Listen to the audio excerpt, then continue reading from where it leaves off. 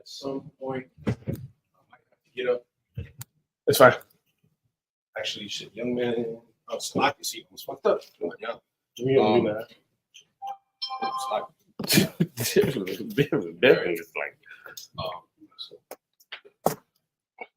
I might need you.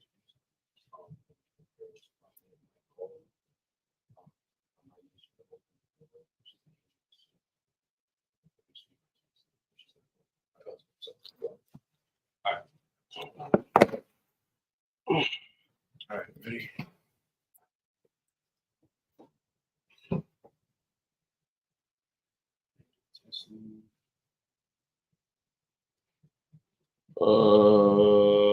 I'm trying to look at them all.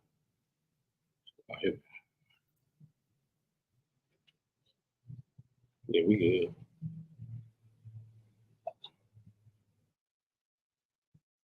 Testing. Yeah, we good. Okay. Shalom on Christ. See, Trooper Kudashi Allah. Sorry, Christ. We got Trooper Abadi Allah in the building. Oh yeah. Second. I didn't know.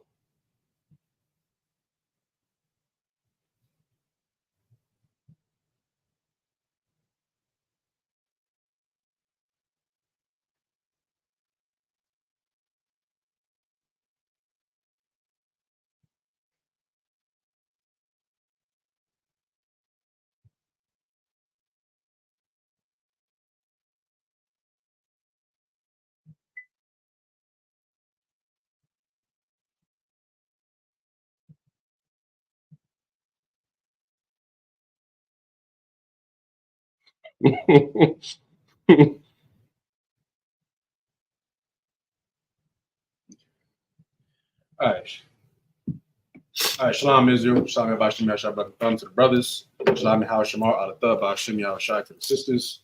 We at the ISUPK Israelite School of Universal and Practical Knowledge, started out at 1 West 125th Street, Harlem, New York, under Command and General Yohana. We are not affiliated with any other Hebrew Israelite group. We teach that all so-called Blacks, Latinos, and Native Americans of the Western Hemisphere are God's chosen people. We are the true biblical Israelites that the Bible speaks of, and that the devil, it's like the Europeans that you know today, is the devil that the Bible speaks of. Slightly off topic, but not really off topic.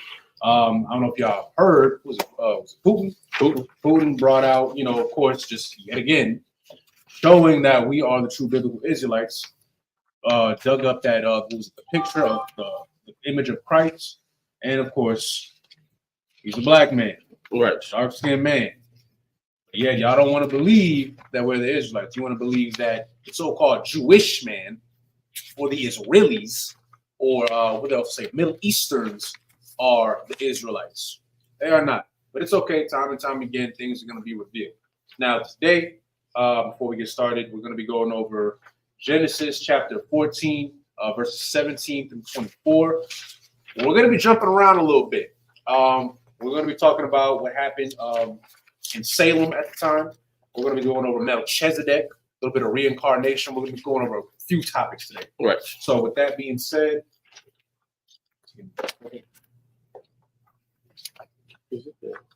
Oh, the power. If you haven't already, please like, share, and subscribe. Start with a second. And before we begin the prayers, just brothers, remember to have your heads uncovered. For anybody who may be new to watching our classes, understand that even though we do have our headpiece on, this is a war scarf, there's an opening up top, so our head is uncovered. Sisters, on the other hand, remember to have your heads covered when attending class and going to prayers. That being said, you got anything before we begin? All right, so with that, Amadim, which means to stand, just mean the brother up here.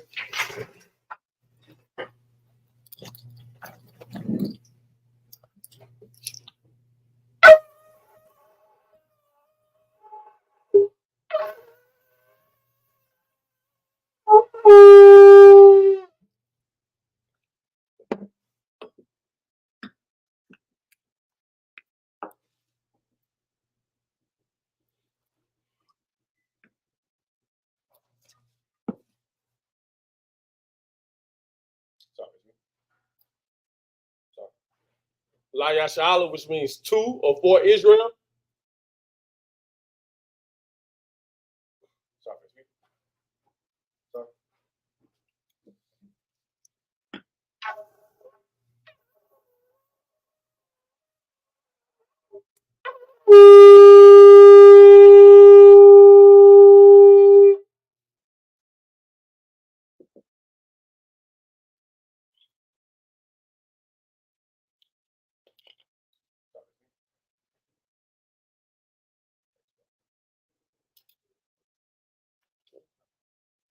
Hamayim, Hapon Yakar Kadam, which means to rise and face the east.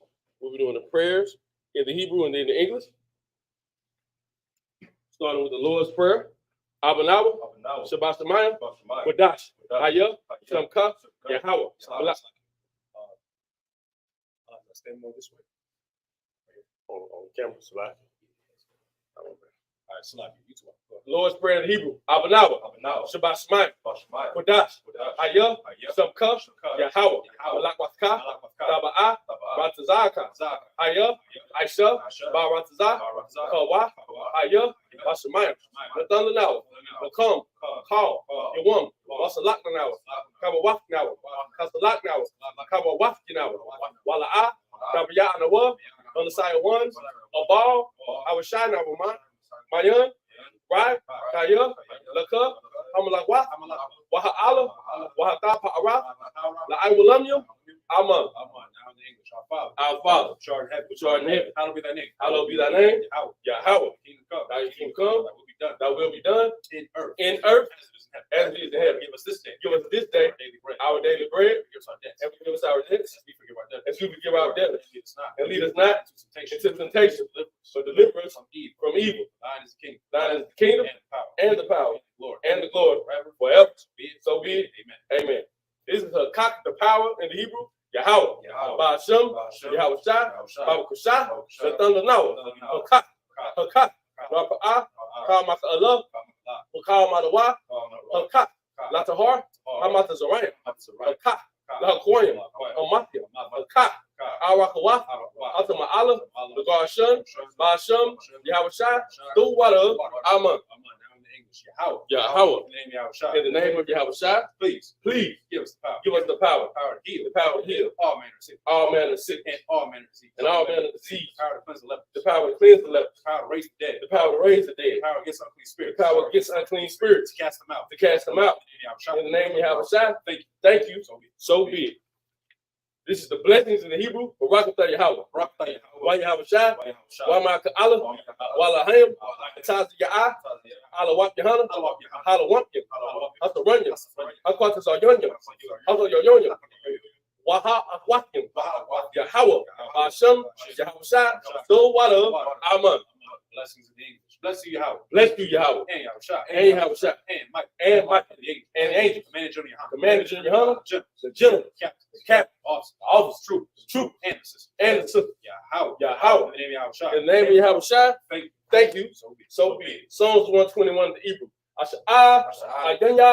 All. Ahoyim. Bayan. Yaba'ah. Azoya. Ma'ain. Yahweh. Aisha. Shemayim. Wa Ratazah. All your thumb. Lamawat. Wagarka. All your wom. Shamarka. Hana. La'ah.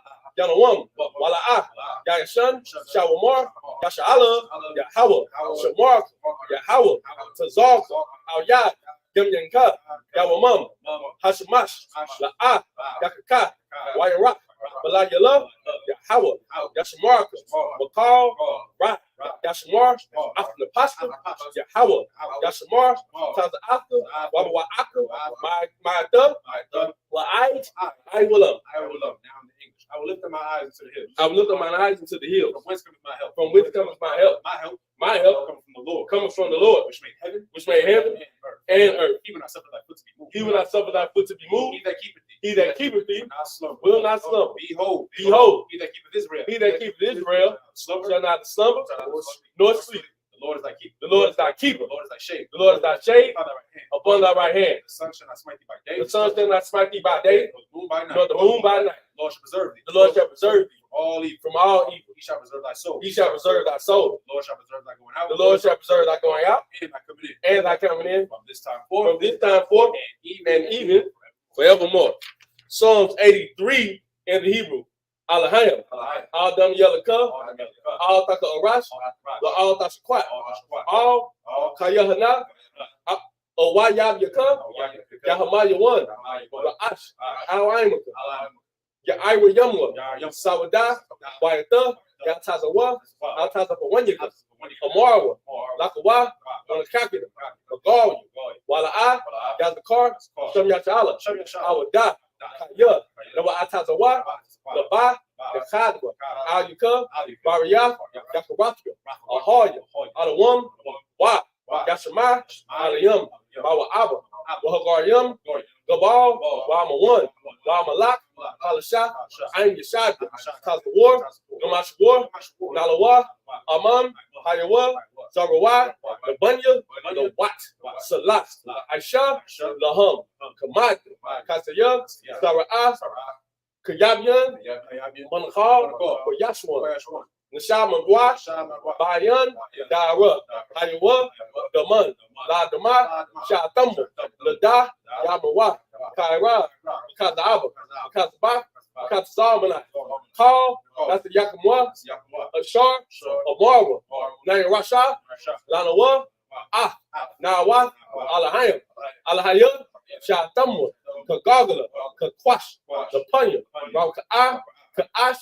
Daba Ira, Yaira, Wa, Kalahaba, Dalahat, Horium, Kun, Dawadatma, Basa Iris, Wabasa, Wapaska, Dawahalam, Mala'a, Panyaham, Kuala 1, Waya, Makwashwa, Shamka, Yahawa, Yabashwa, Waya, Bahawa, Ayait, Waya, Kaparwa, Waya, Abadwa, Waya, Da'awa, Kaya, Ata, Shamka, Yahawa, Labadka, Alwan, Alkal, Ha'aratzah. This is Psalm 83 in the English. Keep not thy silence, O God. Keep not thy silence, O God. Hold not thy peace. Hold not thy peace. And be not still. And be not still. O God. O God. For lo, thine enemies make a tumult. And they that hate thee have lifted up the head. They have taken crafty counsel. They have taken crafty counsel against thy people. Against thy people. And consulted Against thy hidden ones. They have said, Come, and let us cut them off. and let us cut them off from being a nation. The name of Israel. Let the name of Israel no more remember. may be no more in remembrance. For they have consulted together. With one consent. They are confederate against thee. The Tabernacles of Edom. And the Ishmaelites. Of Moab. And Hagarine. Gabal. And Amalek. The Philistines. With the inhabitants of Tyre. Assur also is joined with them. They have opened the children of Lot. They have opened the children of Lot. Salah. Do unto them as unto the Midianites. As to the Syria. As to Jabin. At the brook of Kasam. Which perished at Endor. They became as dung for the earth. Make their nobles like Oreb and like Zaid. Yea, all the princes as the Ba and as the Moon, who said, let us take to ourselves the houses of God in possession. Oh my God, make them like a wheel, as stubble before the wind, as the fire burns the wood, and as the flames set the mountains on fire. So persecute them with thy temper, and make them afraid with thy storm. Fill their faces with shame, that they may seek thy name. Oh Lord, let them be confounded and troubled forever. Yea, let them be put to shame and purge, that men may know that thou, whose name alone is Yahweh, art the Most High over all earth. Sorry, it's me.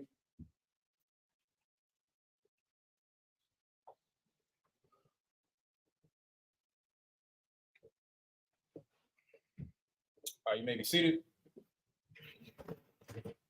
Okay. All right, so Priest Officer Alatazar is going to be reading the first 7 verses in the Hebrew. If you're just not tuning in, we're going over Genesis chapter 14, verses 17 and 24. So after he gives the breakdown for the Hebrew, to read the Hebrew, we'll give the breakdown.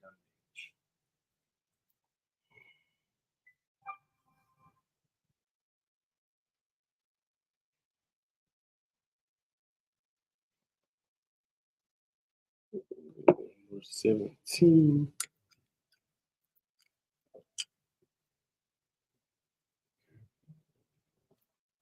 All right.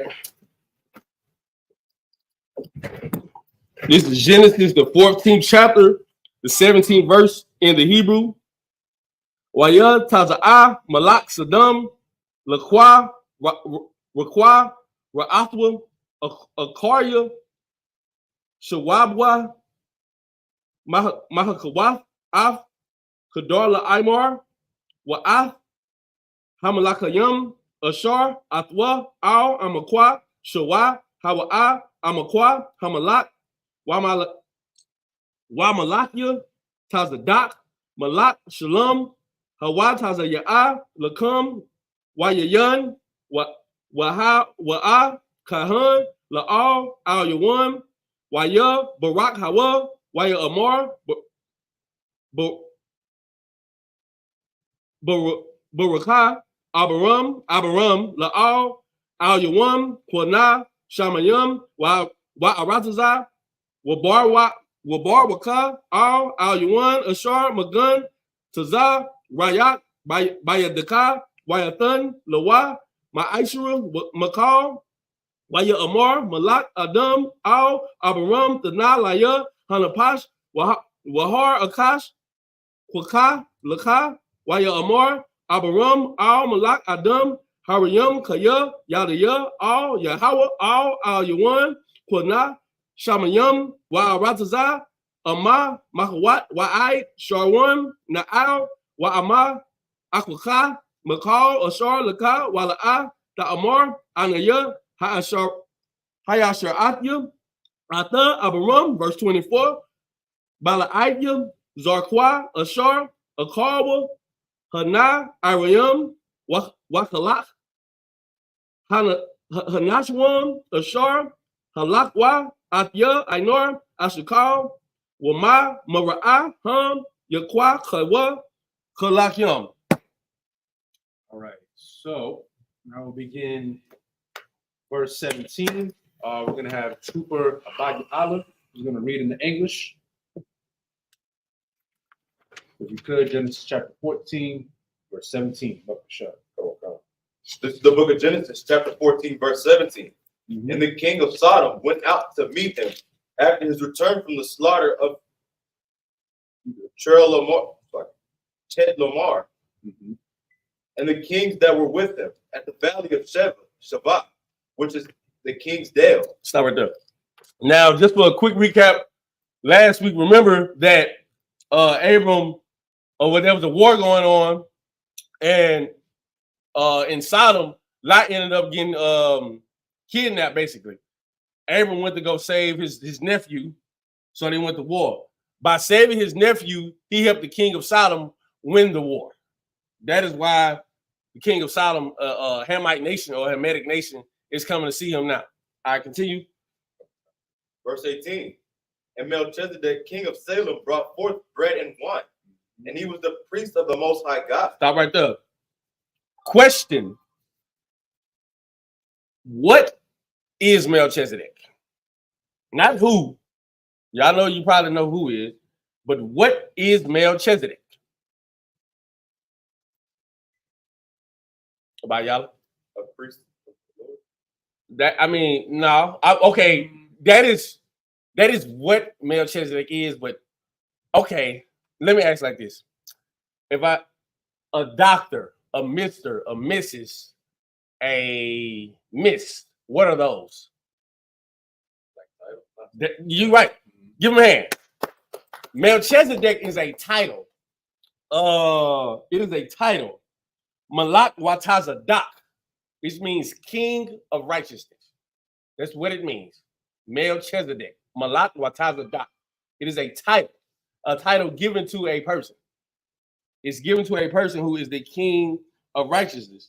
Now, where do I want to go from here? Because it's so much to touch on. It's so much to touch on. Read 18 again. Oh, God. Verse 18. And Melchizedek. Stop right there. And Melchizedek, the king of righteousness, read. King of Salem. King of what? King of Salem. King of what? King of Salem. What is Salem? Right. What is Salem? It says, and Melchizedek, king of Salem, about Yalla. Peace. All right, you're right. No, but you're right. It's peace, but give me the Hebrew word for peace. Okay. Say it loud. Shalom. Come. I said come. It's Shalom. King of Shalom. King of Salem. King of Shalom. King of peace. So Melchizedek is the king of peace. Melchizedek is the king of Salem. Melchizedek is the king of Shalom. Why are we bringing this up? Because we're going to prove to you who Melchizedek was. Melchizedek is a title, king of righteousness. You can find that in Hebrews, the 7th chapter. It will tell you it's king of righteousness. Malak Watazadak say he's the king of Salem, means he's the king of peace.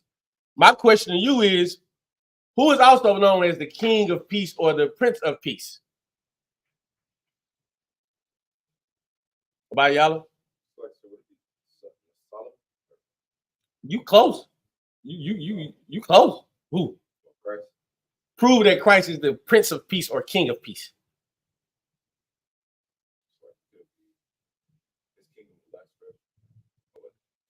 You're actually close. I want the actual precept though.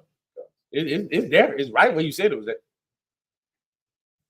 Everybody's right. Young man D, you're right. Kodash Yala, you're right. Abad Yala, you're right.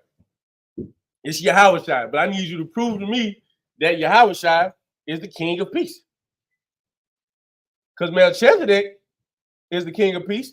And right now, at this point, we have to prove to you that Melchizedek is Christ. That's what we're doing right now.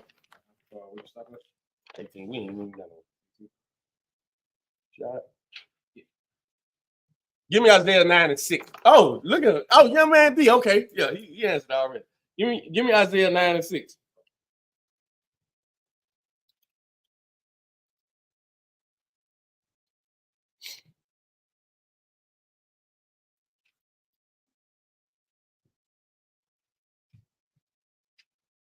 What we're looking at right now, we're going to prove to you that Melchizedek is Jesus the Christ. You might not understand it, but we will break it down. We will get into a little bit of reincarnation. We'll get into this appearance. We're not going to go deep and heavy into the order of Melchizedek, but we're just going to explain to you who Melchizedek is, amongst other things.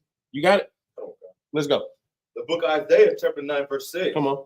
For unto us a child is born. For unto who? Unto us. Unto who? Unto us. This is not talking about everybody. This is Isaiah, an Israelite, saying, unto us a child is born. Unto us a child is born. Hold on, y'all. Somebody's knocking at the door. The book of Isaiah, chapter 9, verse 6. For unto us a child is born. Unto Israel a child is born. Unto us a son is given. This is another possessive pronoun. Pay attention to there's not a weak word in this Bible. Everything that is written in this Bible is written for your understanding. You must understand what's being said. For unto us a child is born. Unto us a son is given. And the government shall be upon his shoulder. And his name shall be called Wonderful Counselor, the Mighty God, the Everlasting Father, the Prince of Peace. Verse 7, of the increase of his government and peace, there shall be no end. Upon the throne of David. I'll stop right there. Melchizedek is Jesus the Christ. Jesus the Christ was Melchizedek. Melchizedek, when you read in Hebrews, the 7th chapter, we don't have to get it. It said he had no parents, no genealogy. Why? Because Melchizedek was just an appearance. Melchizedek was an appearance. Christ has been here 5 times. He's been born on this earth 4 times. He made an appearance once. This right now, what we're looking at is the appearance of Melchizedek. So if I could. Yes, sir. Right. So we're talking about reincarnation, right? Right. So y'all have to understand something. We talk about many men, Shalom on Christ. We talk about many men in the Bible, right? Ones that we're going to be focusing on the most right here. We're talking about Melchizedek, of course. We're talking about Christ. We're talking about King Solomon. We're also going to talk about Adam, right? Which all these men, this might, sound a little odd to some people. All these men are the same men. Right. They were reincarnated. If I could, can I get Exodus 34:7? Actually, 34:7. A warrior. Can you give me Matthew 1 and 1? The book of Exodus, chapter 34, verse 7. Right. Keeping mercy for thousands, forgiving iniquity and transgression and sin, and that will by no means clear the guilty, visiting the iniquity of the fathers upon the children, right, and upon the children's children unto the third and to the fourth generation. Okay, so this is talking about, hear me out. It's talking about iniquity, right? But it passes on to the next generation. You are coming back again. Every three to four generations, give or take, it's really up to the Most High. It's also up to the Most High if He even wants you to come back. I want you to understand that, Right? because a lot of people, for time's sake, when you die, right? A lot of people in the world, they may think when you die, you die. That's it. You know, your body decomposes, YOLO. you go into the earth, and that's it. Yeah, like you have one life. That's why, like, you know, a lot of people have that saying, like, oh, you might as well do all this crazy stuff now, you know, because you only got one life to live anyway. What you're not understanding is you do come back. Right. Whoever you were then, you're that now. Now, here's the thing. You're a disgusting sinner, and you're all types of wicked. You got a kid, right? Kid has a kid. Your kid's kid has a kid. Your kids could end up being you. Of course, you're not going to know this. We're not going to know this, right? Think of it like this. You want to be righteous not just for you, but you want to be righteous for the people under you, your generation. Because the thing is, you're going to come back in your lineage. If you was a Judite then, you a Judite now. Right. If you was a Benjamite then, you're a Benjamite now. So on and so forth. So if you're already, I'm going to break it down to a simpler term. If you're providing a not so generous situation for your generations, you're going to come back in that same setting. Right. You was a drug dealer, you living in the ghetto, you're doing this, that, and the third, you're beating your wife, or you're a promiscuous woman or whatever, your kids are in shambles. Eventually they're going to have kids. You're going to come back in that same situation you was before. It's just a loop. So for it to change, you got to change, right? And this is going to we're going to go over this a little bit when we talk about the reincarnation, right? Because Adam, time's sake, remember Adam, I'm paraphrasing, it said that, you know, the Lord breathed life into him. Christians will believe that, you know, Adam was just like dead, like physically, or he was like just dirt. And the Lord just, okay, now I'm alive, I can move around. No, that's not really what it was. Adam was a man already.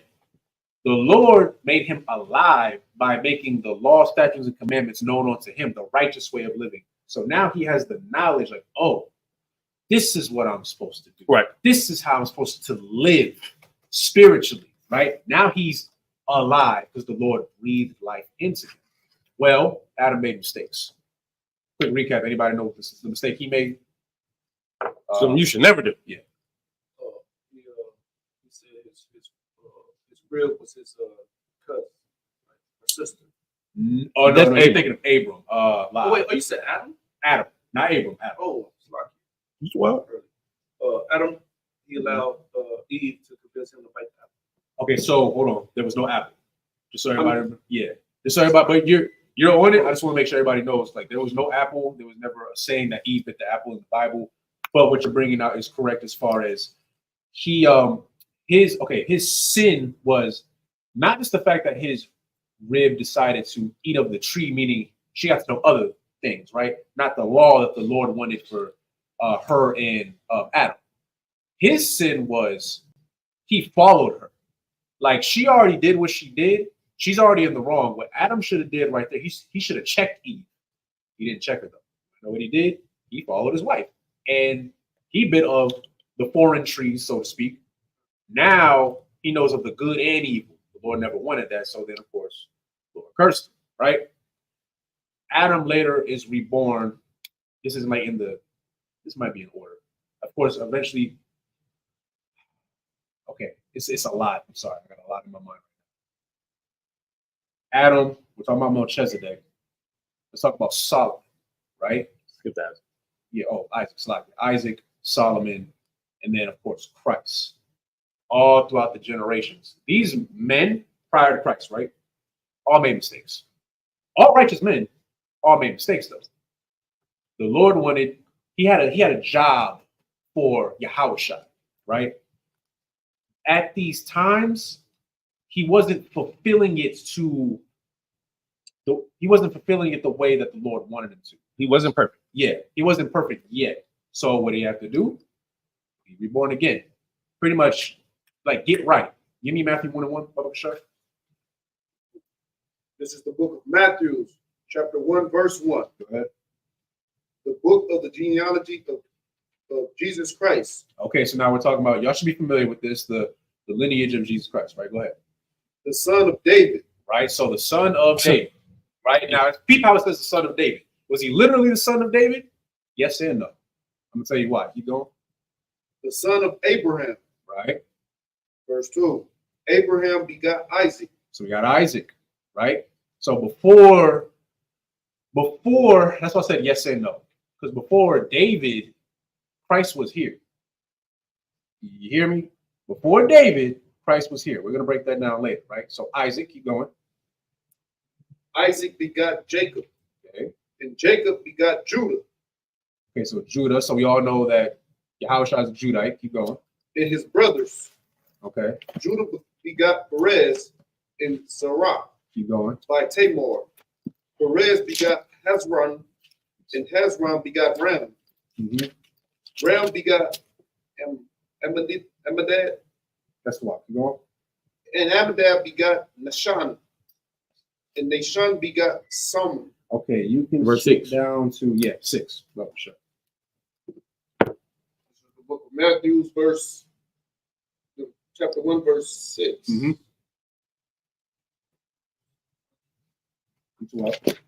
And Jesse begot David the king. Okay. David the king begot Solomon by her who had been the wife of Urim. Okay, you can stop right there, right? So Solomon. Let me jump around a bit. Who's Solomon? What does Solomon, how do you say Solomon in Hebrew? Salaki. Jump back up to Matthew 1 and 1. Bible Kushai. This is the book of Matthew, chapter 1, verse 1. The book of the genealogy of Jesus Christ. Right. So we're looking at the generation or the genealogy of Jesus Christ.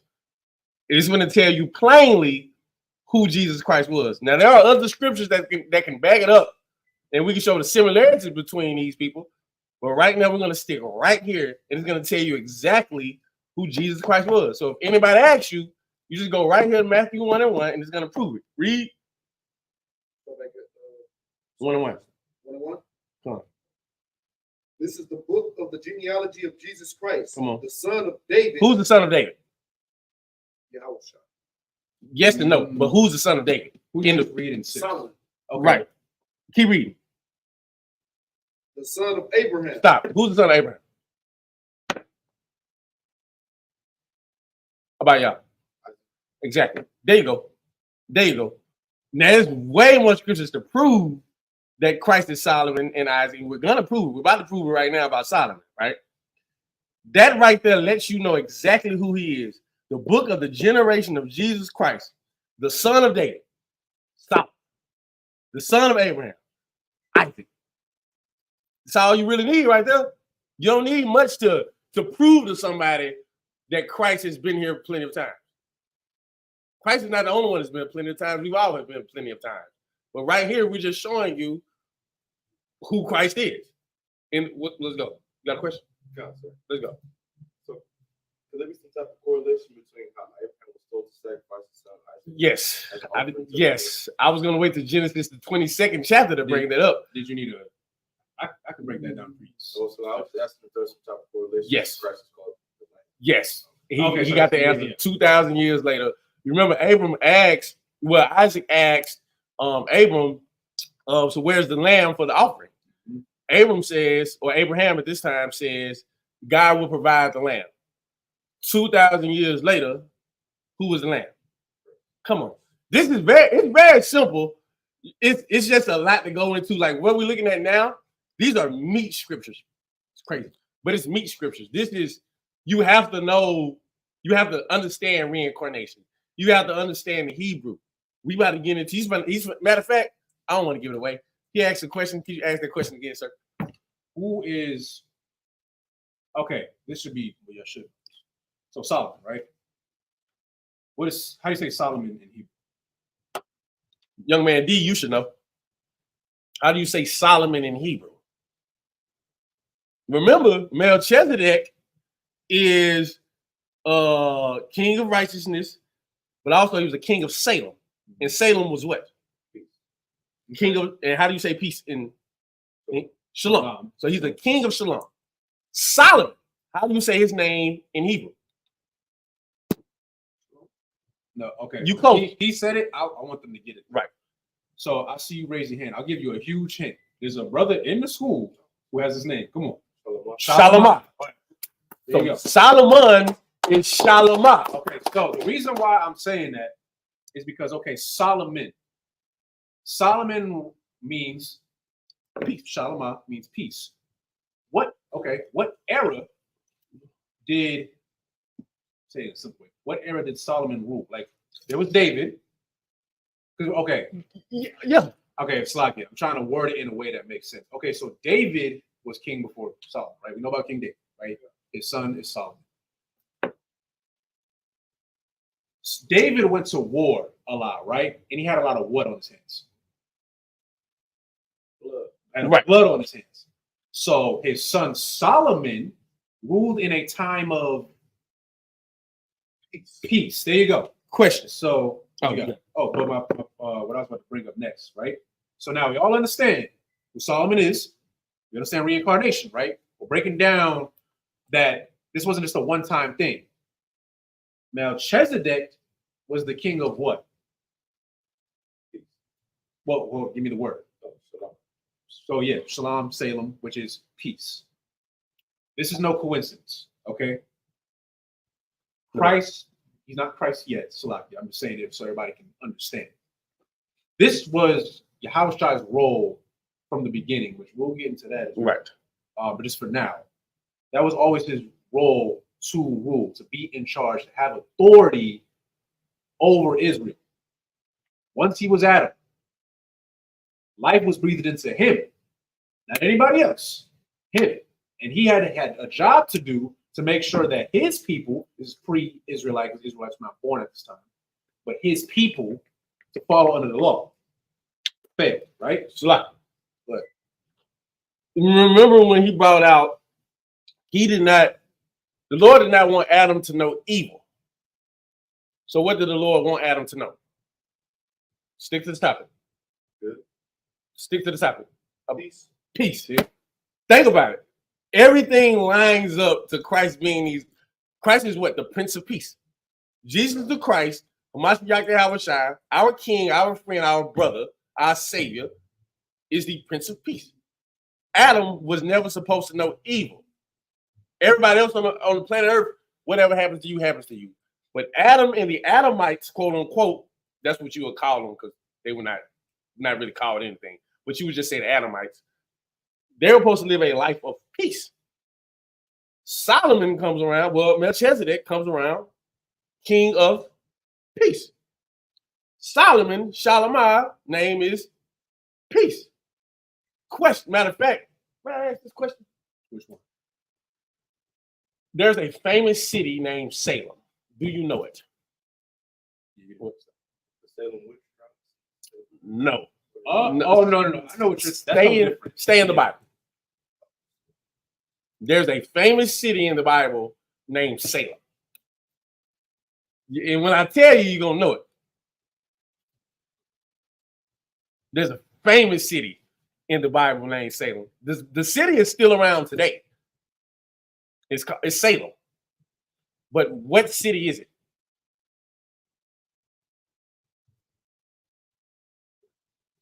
Okay, question. What's the most famous city in the world? Come on. In the world? No. Jerusalem. Jerusalem. Why do you think it's called Jerusalem? Because who's supposed to run it? No, not Jews. No. Who's supposed to run the city of Jerusalem or Jerusalem? But who? Who of the Hebrews? Who are we talking about right now? Yeah, Yahweh. There you go. The Jerusalem means teaching peace. Yarwash Shalom. This is no coincidence that they just set up this way. Christ is the King of Peace, the Prince of Peace. Christ was Adam. Everybody under Adam who was under his lineage, was supposed to know peace. Melchizedek, the king of peace. You get to Solomon. We skipped over Isaac because Isaac is not, for this part, it's not for him. For Solomon or Shalimah was peace. Solomon ran Jerusalem. He was the king of Jerusalem in a time of peace. New Jerusalem. Who's supposed to be the king of New Jerusalem? Christ. Who is what? Come on. You see how easy that is? It's not rocket science. It's just we have to understand how the Lord set it up from the beginning. It's already been set up. It's already been planned. You just got to do your part. If I could, real quick, Yes, sir. as we're reading this account, I want everybody to like really pay attention. Like we're breaking down reincarnation, right? We're proving to you what reincarnation is. Now we're talking about Christ, right? That's what we're mostly focusing on right now. We'll get a deeper breakdown into that in a second as well. However, I want every single brother and sister, I'm mostly speaking to the brothers but sisters as well, to understand that the Lord has a role for you, right? You're not supposed to do what these heathens are doing. We always break this down, but I want you to really understand. You're going to be here, okay? In 1,000 years, you're going to be here again. In 1,000 more years, you're going to be here again. You have a role that you have to do. Christ, before he was Christ, had a role to do. And he did many righteous things prior to that. Don't get me twisted. But he wasn't perfect. He wasn't what the Most High wanted him to be. So guess what? He had to be reborn again and again and again and again until he got rights, okay? He had to get right. This might sound crazy. Christ had to get right. So if Christ had to get right, do you think you're above that? You got to get right. Right. You got to get right. He got to get right. I got to get right. Right. Every brother and sister watching this has to get right. Because you don't have a choice. And I'm not saying that to scare anybody. I want you to understand that that is your role. Also, for any troopers in here, right? The Lord, give me the precept where the Lord knew you when you were born. Jeremiah 1:5. Somebody get that real quick. I just want y'all to really like take this in, all right? Really understand what we're talking about right now. Because the Lord knew you before you knew you. I hope you understand. Damn, reincarnation gonna be. I can't wait to bring it up. Awesome. Bring it out. No diddy. We can really say no diddy. Go ahead. The book of Jeremiah, chapter 1, verse 5. Go ahead. Before I formed thee in the belly, I knew thee. And before thou camest forth out of the womb, I sanctified thee. And I ordained thee a prophet unto the nation. Hold up. Read that part one more time. And I ordained thee a prophet unto the nation. Ordained you a prophet. Keep going. Any more on that? Okay, so let me break it down to you like this. You see me and this brother right here. You see Commander General Yohana. You see all the generals, General Mahayan. You see all the captains, all the thousands, the 5,000s, the 50s, the 500s. All these brothers that you see, we were here before. Okay, you were a priest then. Which priest? I don't know. I can't tell you that. Lord knows. I don't. I just know that you were a priest. You were a prophet then. So what do you think your job is today? Be a prophet now. And then when you come back, what's your job? Be a prophet then. And then when you're born again, be a prophet then. That is your job. That is your role. You didn't come in here just to be in here. You came in here because the Lord wanted you to be in here. Understand that. Precept 1 Corinthians 14:32. To be that priest now. Yeah, right. That now and forever. Now you walk. 1 Corinthians 14:32. Because the point he's bringing out is heavy, and you need to understand. You have to understand why you. Like sometimes I question myself, like, why me? Like me? Out of everybody, why me? But it's not. It's out of my control. It's what it is. I didn't ask for this. I didn't want this. Most prophets didn't. Jonah didn't. Jonah did not want it, and he threw his behind in the belly of a whale. When you read that, it was called hell because he was afflicted. Yeah, trust me, you can't run away from this if this is what you are. Read that for me. The book of 1 Corinthians, chapter 14, verse 32. Yeah. and the spirit of the prophets are subject to the prophets. Break it down.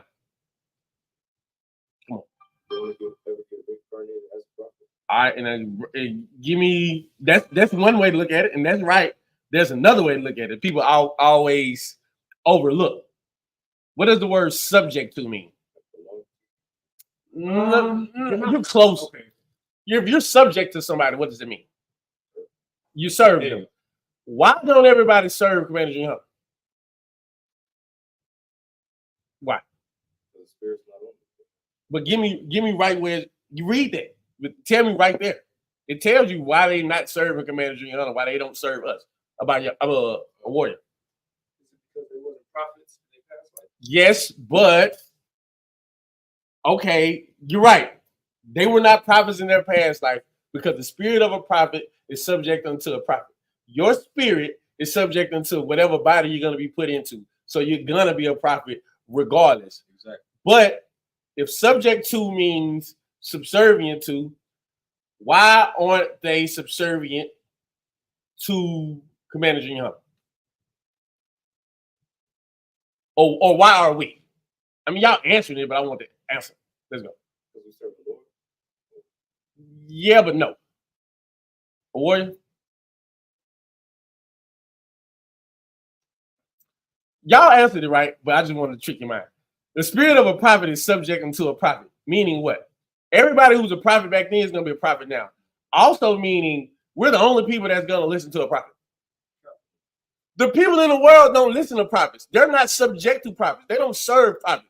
We do. We come up from young man to trooper to officer to captain to generals, and guess what we do? We keep serving prophets. That's all we do. We serve prophets. We serve the Lord. That's what we do. No one else is subject to what we're subject to. We tell you don't eat pork. Guess what? We don't eat pork. They do. They're not subject to the God's law because they're not prophets. They're not even, they don't want nothing to do with no prophets. You're the only people on you got to really think about it. And on this whole thing of life, you're the only people on earth that's subject to a prophet. You and your family. Hopefully your family. You're subject to a prophet.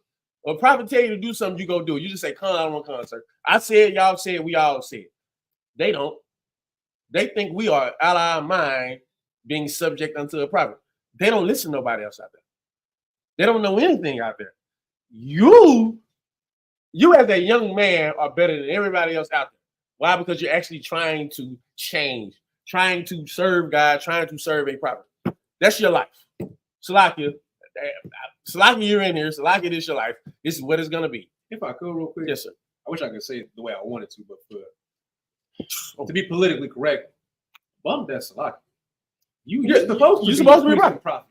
You being a priest and prophet for the Lord is the greatest job you will ever have in your entire life, and the life after that, and the life after that. Okay, you need to understand that because you being subservient to the Lord, you are saving your people. Right. That's why I'm glad you touched on that. They're not subservient unto the Lord. That's why I brought out you're here not because you want to be here. I want you to understand. Right. I didn't come into this school because I wanted to be into the school. I know that might sound weird to some people. You're here because the Lord wanted you to be here because he knew you before you knew you, before you even got a conscience. He knew your spirit before your body even formed because he knew you then. And he knew you then. I'm going to prove it. So he chose you for a reason. Understand that. Understand the role that you have because guess what? I pray you never drop your sword. Pray it. I pray you never do.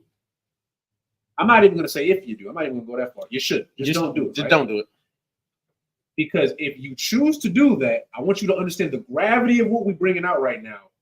You're rejecting a lineage and a title that the Lord gave unto you, not now, but even then. You might have been a great priest then. I don't know. I don't know who you were. He does. You come back and you say, "Nah, I want hope." That's right. I'm just gonna call it what it is. Like you want that. You want to smoke weed. You want to celebrate Christmas, Thanksgiving, and eat shrimp linguine. You know that's what you want. Because like that's what you want to do. No. Deny yourself. because this is what the Lord wants for you. And again, it's not just about you. I know we talk about you. It's not just about you. Your kids. Because guess what? You're going to come back. Do you want to? I'm going to ask y'all straight up. Do y'all want to come back to this? That's crazy. No. Yeah, like, I don't know about y'all. We were all, let's just put it out there. We were all wicked before we came into the truth. I don't give a damn who you were, how good of a person you thought you was. I don't care. Because that's what the Lord don't care. We were all wicked. Do you want to be who that person was again? Do you want to be born as that person again? Okay, then. So do your job now so that you can set not just yourself, but all your generations and your people, the 12 tribes of Israel, the real true biblical Israelites, up for success. Oh, so like, Go ahead. okay, it's funny that you say that. I really want y'all to really think about this, right? So what you don't know, in Job, the 8th chapter, 9th verse, it says we will have no remembrance of who we were. That's a reincarnation precept, Job 8 and 9, right? Only person who ever knew who people were was Christ. You can prove that in John 8 and 56 because I'm not gonna bring out everything, but I'm gonna y'all just hear the precept and just mark them down or write them down in here. Bring it. Go to John 8 and 56. We ain't gonna skip that. No, that's heavy. Give me John 8 and 56. I shouldn't want to take up too much time. We got time. I really didn't want to, but it ties into because we have to go into reincarnation. We have to. Which we ain't gonna. Yeah, it's all gonna. Yeah. John 8 and 56. Let's go. The book of John, chapter 8, verse 56. Come on. Your father Abraham rejoiced to see my day, and he saw it and read was up. glad. Give me 2 verses about it. Verse 54. Jesus answered, if I honor myself, my honor is nothing. Mm-hmm. It is my Father that honoreth me, of whom ye say that he is your God. Come on. Verse 55. Christ is cutting the Sadducees, the Pharisees, and everybody with him. He's saying, I don't honor myself, I'm honoring God, who you say is your God. Read. Verse 55. Yet ye have not known him. Stop. Read that part again. Yet ye have not known him. All those Christians in the world, man, them Christians, they go to church every week. Every week. Every week. They don't honor God, they honor themselves. He's letting them know, I don't honor me, I honor God. You don't know him. Read that again. Yet ye have not known him. You don't know him. Keep reading. But I know him. But I know him. But we in this school, we know God. We read about God every day. We know Christ. We read about Christ every day. We teach classes every day. You don't know anything about God nor Christ. That's why your behind is going to get your head chopped off when he comes back. Keep reading.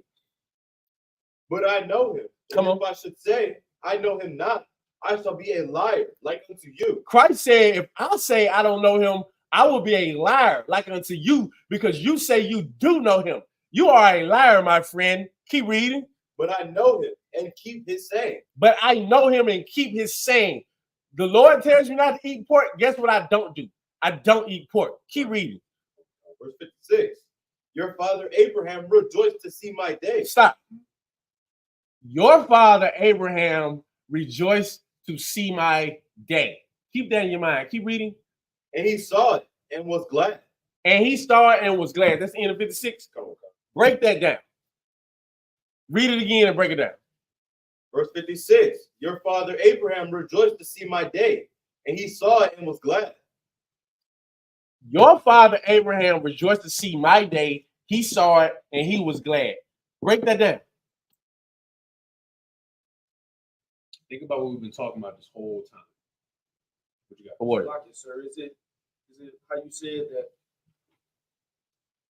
he came in the form of Abraham, but he wasn't made? Nope. Who came in the form of Abraham? Nope. Right. No. Nope. Came in the form of no. Nope. About y'all? Read it again. Sorry. Your father Abraham rejoiced to see my day. He saw it and was glad. Break it down. Could it be the birth of his son Isaac? No. You might be on to something, but for this specific topic, no. Remember, we're talking about reincarnation. Here's what Christ knows that no one else knows. All those people out there who said Abraham was their father because Abraham, Isaac, Jacob, You got to think back then we weren't away from our heritage. We knew who we were. Most of the southern kingdom was here, and you can say a remnant of the northern kingdom was here. But we all knew our heritage. We knew our father was Abraham, Isaac, and Jacob, right? Christ is letting them know right now, this day, in my time, in my day, Abraham rejoices to see me. How does Abraham rejoice to see him? A word. Reincarnation. What is he saying? Abraham is seeing me today. Not right now at this point, but he's seeing Abraham in the crowd. Christ knows who you were prior to anything. Christ, the same way that Christ knew that John the Baptist was Elijah. We don't have a remembrance of those things, but Christ do. Why? Because all things that were seen and unseen were created by Christ. Christ knows who your spirit is. So now the point that I wanted to bring out to touch on what he was saying, if Christ knew who you were, Christ knew who he was. Christ, imagine, this heavy. Okay. Christ is reading, if he's reading about Solomon, he knows he's who? Christ knows he's Solomon. Christ knows he's Adam. Christ knows he's Isaac. Christ knows he knows he's Melchizedek. He knows, you don't know it. He's not us. He's smarter than us. He's better than us. He knows it. So what is Christ doing when he's reading this Bible? He's looking at the Bible. He's looking at the mistakes that he's made. Now, we can't really say that for sure, but you can only surmise, and it makes perfect sense, because if Christ is reading, damn, if I was Solomon and I did this and I messed up, okay. If I was Adam and I did this and I messed up, okay. I shouldn't do these things now. Translate that to today.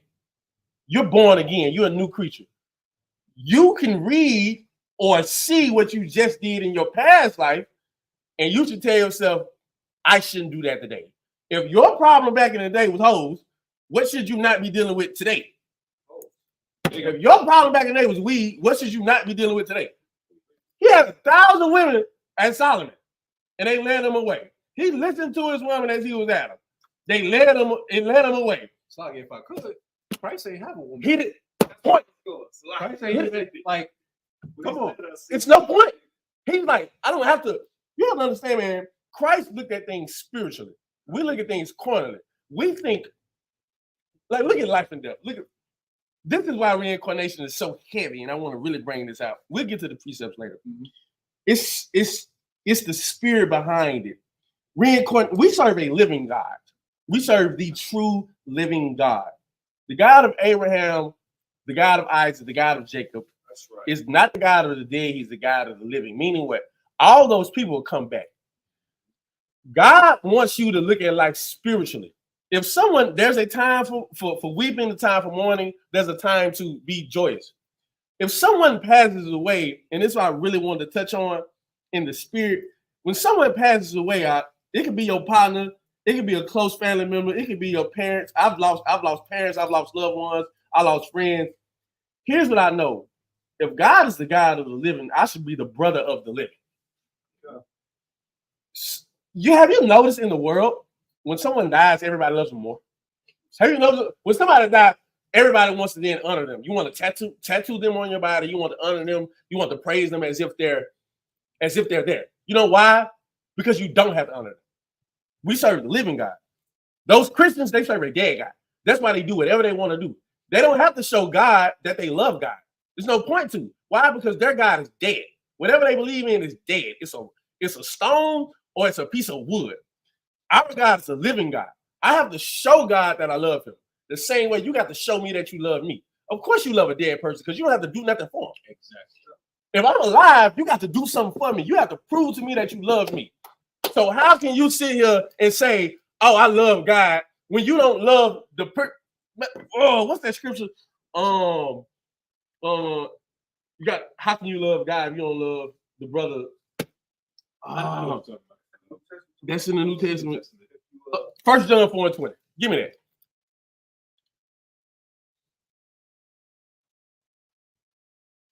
Young man, before I get to that, young man D asked, like you, sir, if I could. So is that why Yahweh is so merciful to his people? Because Christ, before he was Christ, was going through it in the flesh. Yes. You have that is why Christ had to be born like us, so he could be the merciful one to know what you go through. The mystery of, okay, put it like this. Back then, we were not away from our heritage. We knew that we were getting the kingdom of heaven. That's why they asked it in Acts, the 1st chapter, the 6th verse. Will the kingdom be restored unto Israel at this time? We knew that the kingdom was coming to Israel. What we didn't know is how to get the kingdom. What we don't know today is how to get the kingdom.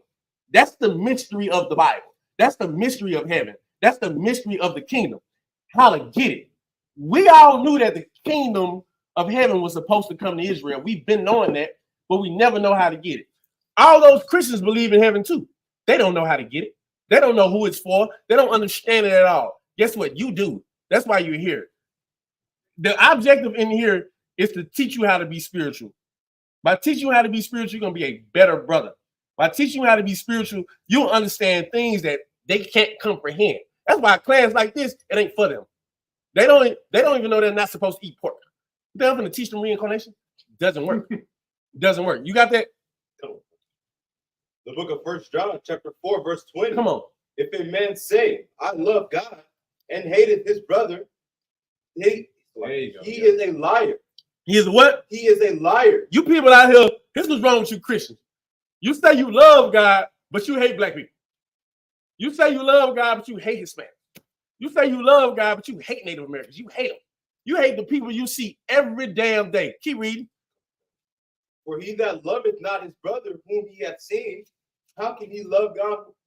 How can he love God whom he hath not seen? How you gonna love God who you've not seen? We don't even love the brother you with. God is a living God. You have to honor God by what? By what? Blessing with the living with the living, honoring the living. He don't want you honoring no dead man. He dead. There's nothing he can do for you. And if I could, real quick, to chime in what you're saying, do you want to know why a lot of people they choose to serve? Like you said, like okay, like Christians they serve a dead God. Right. They don't serve God. I want y'all to understand that they serve Baal at this point. All right. Do you want to know why people often honor the dead? Like you okay. Put it to you like this, right? Y'all have seen them relationships like it's a man and a woman. They always going through it. Like she just be saying all types of stuff about him. Probably fought him. Probably called the cops on him. All that stuff. Right? Got kids by him. Then he dies. Now it's oh my gosh, I love him so much. You want to know why people do that? Because you don't want to be held accountable because a dead person can't hold you accountable. Right. That's why. That's why we serve a living God, because a living God holds you accountable for your actions. That's why. That's why you got to constantly prove yourself. That's the whole point. That's it. Love not in tongue, love not in word, but in deed in your actions. Right. You can't tell me you love me and you do nothing for me. You do nothing with me.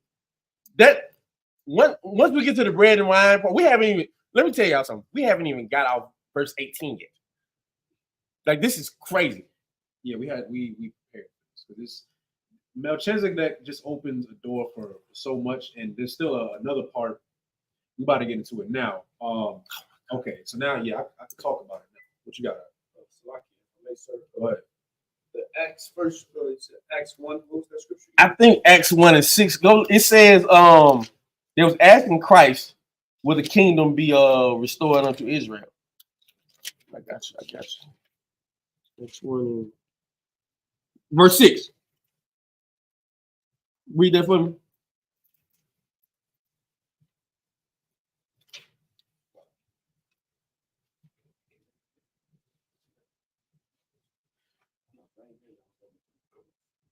The book of Acts, chapter 1, verse 6.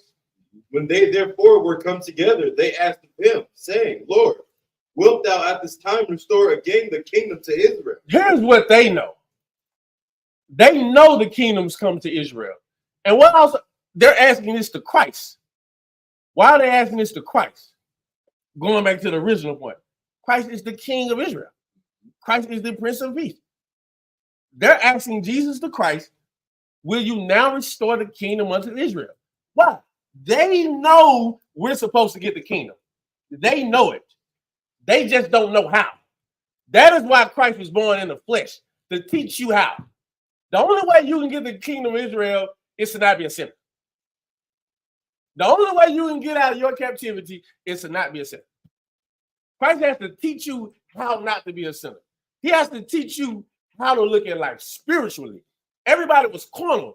Why was everybody cornered? Because back then the law was basically cornered. If you did a crime, you get punished for it. That's carnal, but that doesn't stop crime. Think about it today. Nothing is new under the sun, right? That's another reincarnation scripture, Ecclesiastes 1:9.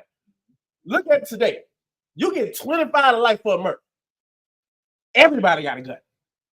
And nobody's scared to use it for no reason. You think people scared to go to prison for 25 years of life? No. So clearly, punishment of the crime does not deter crime. Christ comes back to show you how not to commit crime and why not to commit crime. In the flesh. If Christ was some angel that wasn't born to a man and a woman before the wedding, like all of us was, I couldn't follow him because he never lived the life that I lived. He can't understand what I'm going through, so he can't tell me anything. Christ had to be born just like you to unwedded parents who had sex too early in the ghetto, had to be born just like you, so you know if he can do it, guess what? I can do it. Is this hard? This Bible is so simple. Life is so simple. We just make it hard. Select it. Real quick, right? Just to go in a little bit more on that reincarnation, right? So we brought up how Christ, right, was Solomon, was Isaac, was Melchizedek, was Adam. You know, Christ was even before all that. Did y'all know that? What you got? You said, do we know that he was before all that? Before Christ even was in the flesh, he existed. It's a scripture in there where it says. Oh, there's a lot. I'm gonna have you go to. Give me Genesis chapter 1. You go to Genesis 1:1. Abad Yale, you're gonna go to John 1:1. Heavy class. Just to show you even more, like the Lord, put it like this. When I brought out earlier, of course, like the precept where it's the Lord knows you when you were in the womb, like before you even formed, right? You understand, like, okay, you're a spirit, right? Like, I want everybody to understand that. You're a spirit. Right. You are a spirit. This is your physical body. Right. Think of like your spirit, you the driver. This is your car. When you die, your spirit goes back to the Most High. Right. And then whenever the Most High decides to reestablish you, he'll do so. Salakia. Then we just gonna bring that out in the precept, if I may. Give me, hold where you're at, but give me Psalms 104, verse 29. He gonna get right back to John 1:1 and Genesis 1:1, but to prove what he just said, your spirit goes up to the Most High. The Most High holds it. He sends it back. We're gonna prove it. Psalms 104. What do y'all still hold? Verse 29. Warrior, you still hold Genesis 1:1. About y'all even get that. Psalms 104, verse 29 through 30. The book of Psalms, chapter 104, verse 29. Yep. Thou hidest thy face, they are troubled. Thou takest away thy breath. Stop right there. The Lord hides his face. We are in trouble. Guess what? The Lord has hid his face from us for a long time. But right now, we're coming back to him so he can show us his face, his glory. Keep reading. Thou takest away their breath. Thou takest away their breath. The Lord unalives you. I don't have to do anything. I don't have to do anything to you. The Lord will unalive you. Keep reading. They die and return to their dust. You die and your body returns to the dust. Keep reading. Verse 30. Thou sendest forth thy spirit. Come on. They are created, and thou renewest the face of the earth. Read that part again. After you die, your spirit goes to the Lord. And what does the Lord do? Thou sendest forth thy spirit. The Lord sendeth forth your spirit back. Come on. They are created. They are created. And they renew it, and thou renewest the face of the earth. Thou renewest the face of the earth with what? The same people. The same people. The same way, if you have an apple tree and an apple falls to the ground and no one eats that apple, eventually it's going to decay in the ground, and that seed is going to go in the ground eventually, and water is going to hit that seed, and guess what? An apple comes back up. The same cycle over and over again. Going back to reincarnation, not to get off point. Going back to reincarnation is spiritual. Someone passes away, it's okay. Guess what? They're gonna come back. We've all seen each other before. We just have no remembrance of it. It's Job 8 and 9. We've all seen each other before. We've all met each other before. We've all been in the same classrooms before. All of us. This is not new. Nothing is new. We've all hung out together. We've all drank wine and break bread together. We will get to that later. This is not new. So if a brother passes, though, no, you're going to see him again. You're going to see him again. Just not in this life. Your grandparents are here, they passed away. Your parents are here, they passed away. You're here, you're going to pass away. Your kids going to be here, they're going to pass away. Guess who comes back? Your grandparents. Your great-grandparents. Then your grandparents. Then you. Well, then your parents. Then you come back. Then your kids come back. Oh, that's eternal life. And to add to that precept real quick, you could also add Ecclesiastes 12 and 7. That's another one you can add. I digress. But go, so a warrior, whenever you get that down, go to Genesis 1 and 1. You give me John 1 and 1. I'm gonna try to get through this. It's gonna be a bit. Just give me a second. We got it. All right, give me Genesis 1 and 1. This is the book of Genesis, chapter 1, verse 1. Go ahead. In the beginning, God created the heavens and the earth. Mm-hmm. The earth was without form and void, Mm-hmm. and darkness was on the face of the deep. And the spirit of God was hovering over the face of the waters. It's not one. Just one. Just one? Yeah. Right. You too. Don't worry about it. Now, in the what he's getting at essentially is in the Hebrew, it says guys or Elohim or Elohim. It says plural. In the scripture, it says God, but in the actual Hebrew text, it say Elohim, which means plural, the gods.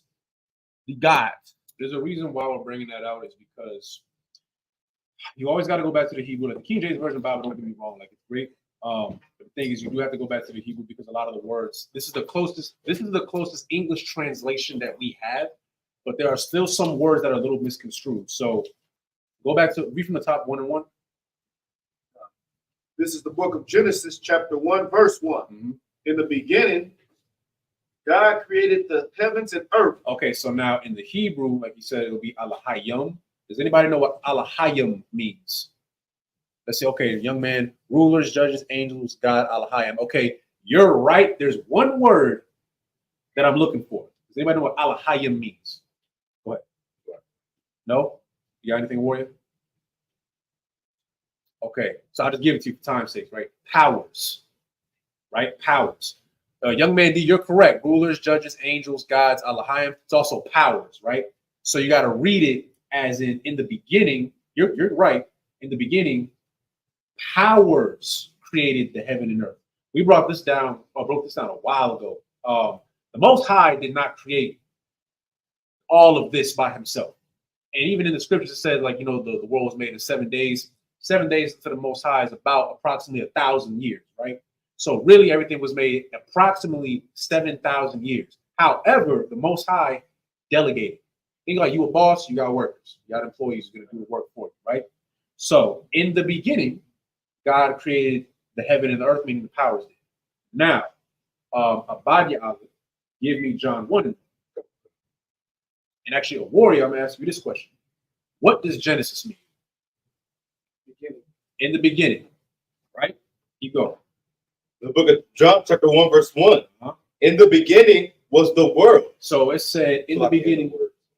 Go ahead. In the beginning was the word. Right. And the word was with God. So in the beginning, so Genesis, right? Stay with me.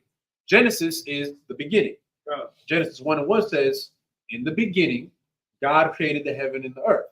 Now remember, Elohim, powers, right? You're reading John 1 and 1, which says, read from the top one more time. In the beginning, right, was the word. Was the word. And the word was with who? And the word was with God. So in the beginning, meaning the creation of everything, right? The word was with God. What is the word, though? We're going to break that down. Give me Revelation 3 and 14. Abadi, how to give me Revelation 3 and 14. A warrior. You know what? Give me Psalms 33 and 6. You can read it when you got it. The book of Revelation, chapter 3, verse 14. Uh-huh. And unto the angel of the church of the Laodicea,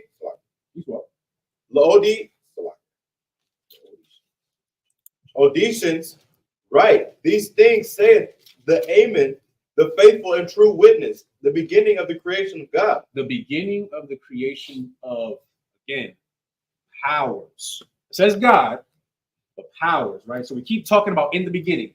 What book is this in? What book did I just have you read up? Revelation. So Revelation means what? Revealing. Revealing. So again, going back, it's crazy. We just talked about this with Captain Kwame before class. Y'all Old Testament, New Testament verses, people, get that crap up out of here, because the Revelation, which just means this is the last book, which means to reveal, is talking about in the beginning. In the beginning was what? Genesis, which is the Old Testament. It all correlates together. All right, don't try to confuse yourself. Don't try to block out certain pages because they don't make sense to you. It all goes together. This is all one book. Okay, it all goes together. So we're going over it in the beginning yet again, right? A warrior, give me Psalm 33:6. This is the book of Psalms, chapter 33, verse 6. And the body Allah, give me John 1:14. By the word of the Lord were the heavens made, Uh-huh. and all the host of them, by the breath of his mouth. By the breath of his mouth. So this is talking about the word, right? By the word. Does that mean like by the word, like me talking? What do you think it means? Let me give y'all a shot. What do you think it means? I'm gonna give it to you eventually, but I want to see what do you think it is? Go ahead. So, like in this context, are you saying that he told, not like that, but he told Christ and the angels to carry it out, and it was done by the word, Christ being called the word that. So Read again. But No, you ain't thinking too deep. You close. I want you to but I'm gonna say it. I'm gonna give it to you, but read it again. This is the book of Psalms, chapter 33, verse 6. Uh-huh. By the word of the Lord were the heavens made. By the word of the Lord were the heavens made. Now, hold on. We're talking about speaking? Or are we talking about, no, we're not talking about speaking. So remember, the word was with God, right? Bring it up. The word, Okay. go ahead. Break it down. And all the host of them by the breath of his mouth. Now, go ahead. I'm gonna let you say it. Go ahead. Like you, sir, is it saying that the Lord basically gave orders of how he wanted things, Okay. how he wanted things made? You're like right there. I'm gonna give it to you, right? You're not wrong. You're not wrong. When it says by the word the heavens were made. Remember how I said earlier the powers, right? Yeah. And I said, yes, like you're right there. God delegated. So by the word, not me like speaking, don't think literal.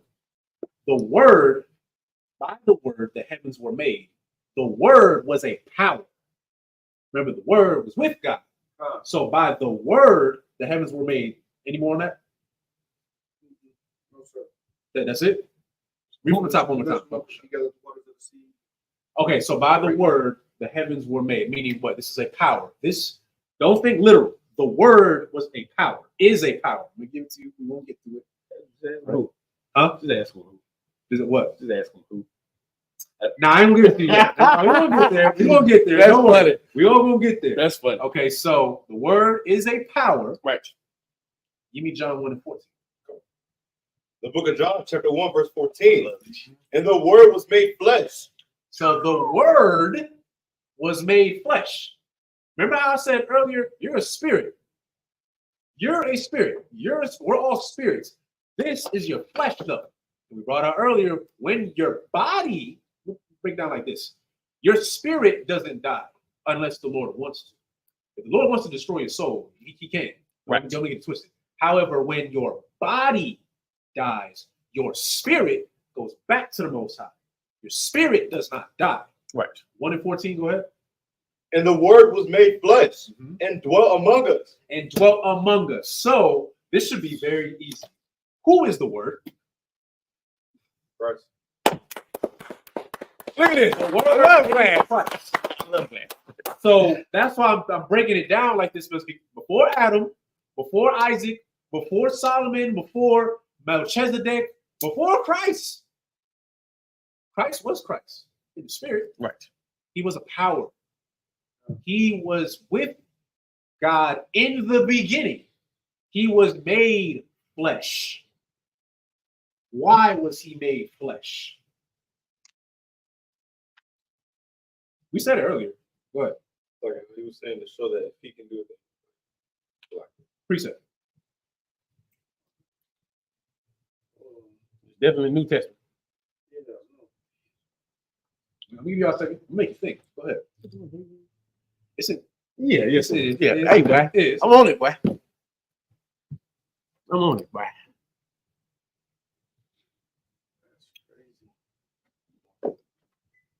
I'm gonna let y'all find it. You're right. You good? We just need you to know.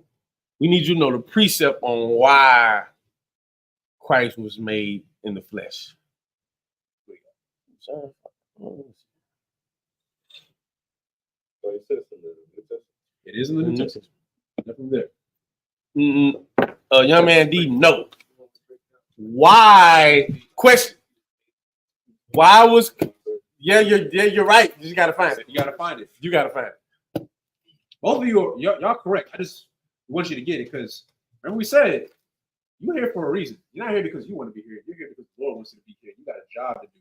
So Lord allow when the Lord sees fit, not me, not this brother right here. I'm gonna get a little, not even your captain. I know that might sound kind of Right. weird because of course, like the priests, are your Adawan or Adawanyam giving you your name, right? You need to understand something. It's not them. Your captain did not give you your name. The Lord gave you your name by speaking through a priest above you. Right. Because a priest is a messenger. Okay? D, no. We already brought that up. What you got, Warrior? Come on. Why was Christ made flesh? What was the purpose of Christ being made? Just say it. What you got? Don't worry about being wrong. That's what class for. Because when you go out in public, you can't be wrong. You can be wrong and hit up. All right. You said. I heard you say it. I just got to find where it's at. I give you. I ain't give you nothing. No, I don't give it to you. I don't want to give you nothing. About y'all, you gonna raise your hand? Raise your hand. Because you're right. You just gotta find it. Hebrews 2:17. Read it. Sounds about right. For this reason, he had to be made like them, fully human in every way, in Hold on, order that he hold on. might. Wait. What version are you? Is that the King James version? What is that? That's not New King James. You throw that away, buddy. Get that King James version. Not we don't need It's the not proper. apocryphal. You right where you at. You're in the right area. Just make sure you're reading from the right book. There you go. It's brotherhood. Help each other. Look how that works. Look how that. So this is the book of Hebrews, chapter 2, verse 17. Stop right there real quick. Start at 16. 16. Mhm. This is the book of Hebrews, chapter 2, verse 16. Go ahead. For verily, he took not on him the nature of angels, Mhm. but he took on him the seed of Abraham. Stop right there. Why? We said it earlier. I want to make sure you're paying attention. Look at what you just read. It says, for verily, he took not on him the nature of angels. Why? Go ahead. Because he wanted to feel what we feel. He wanted to go through the struggles to be more relatable, to understand what we go through in the flesh. And he did that because he knew what?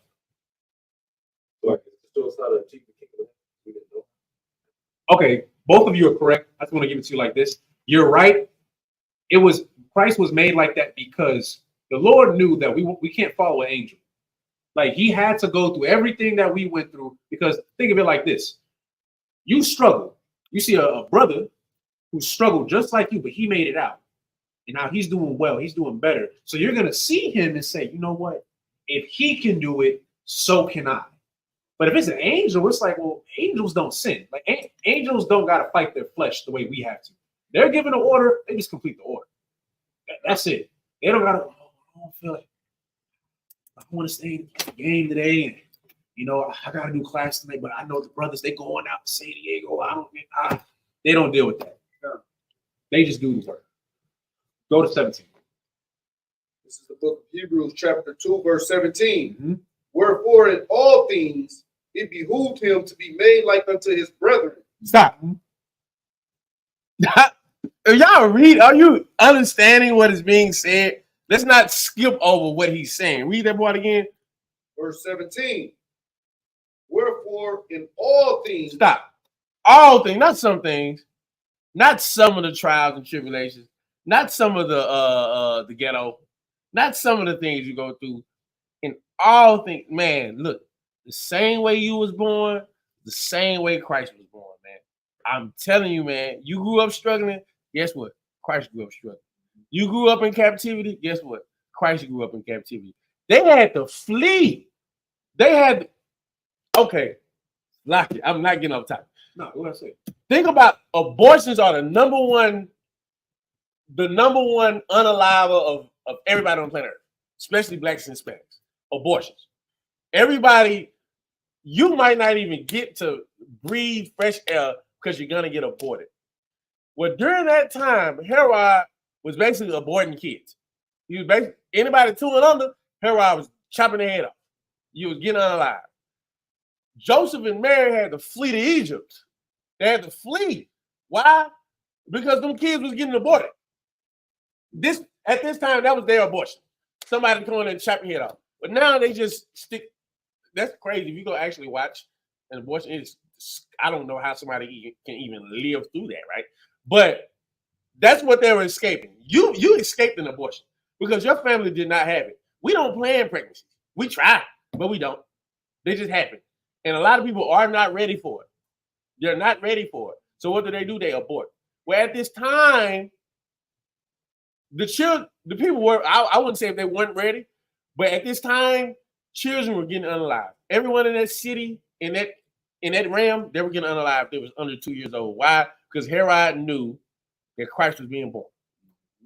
So think about what Christ went through and think about what you went through. He went through what? Read it again. This is the book of Hebrews chapter 2, verse 17. Wherefore in all things, Man. Before your mother probably had an abortion before you. You have no idea. She's not going to tell you. She's not.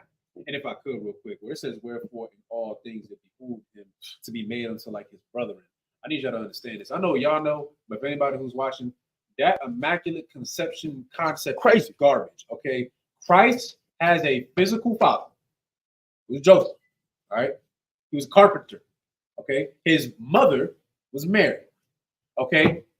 I know when you read it, that's a whole other breakdown. I'll just give it to you like this. Joseph and Mary had sex. The only thing was nobody knew that they had sex.